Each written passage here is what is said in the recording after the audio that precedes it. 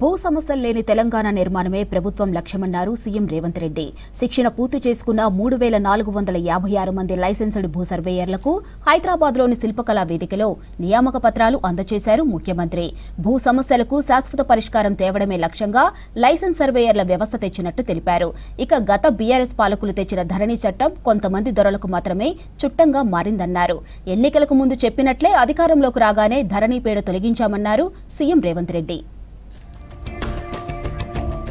ధరణి అనే చట్టం కొద్ది మంది దొరలకు చుట్టంగా మారింది. ఈ ధరణి దరిద్రం ఒక ఎంఆర్ఓను పెట్రోల్ పోసి తగలబెట్టిన చరిత్ర ఈ తెలంగాణలో ఉంది. ఈ ధరణి దరిద్రం ఇబ్రహీంపట్నం ప్రాంతంలో జంట హత్యలకు కారణమైంది.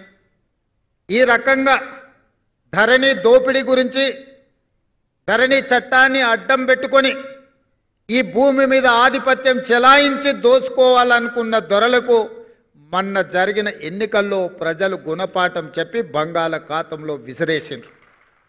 ఎన్నో కారణాలు ఉండొచ్చు మా గెలుపుకు, కానీ వాళ్ళ ఓటమికి ప్రధానమైన కారణం ఈ ధరణి అనే భూతాన్ని పెంచి పోషించి ఈ భూమి మీద ఆధిపత్యాన్ని సాధించాలని ఒక కుటుంబం ఒక రాజకీయ పార్టీ అనుకోవడంతో వాళ్లకు గుణపాఠం చెప్పాలి, ఈ భూమికి విముక్తి కలిగించాలి అనే 4 కోట్ల తెలంగాణ ప్రజలు నిర్ణయించి ఈనాడు ఇందిరమ్మ రాజ్యాన్ని ప్రజాపాలనను అధికారంలోకి తీసుకొచ్చింది.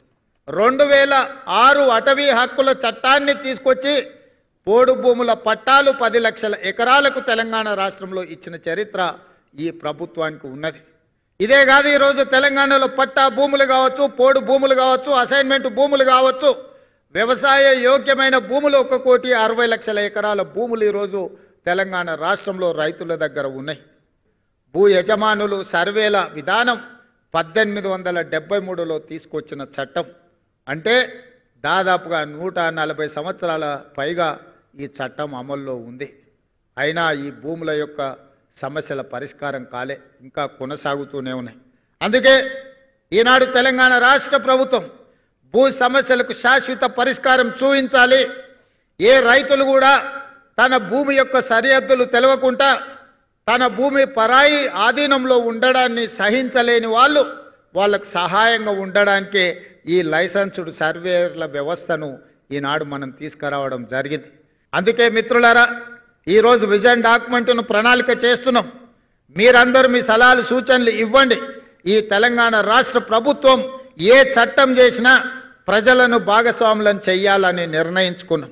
సమస్యలు తెలిసిన వాళ్ళను పరిష్కారం అడగడం ద్వారా వాళ్ళ సూచనలు తీసుకొని చట్టాలను చేసే ఆలోచన ఈనాడు మనం చేస్తున్నాం.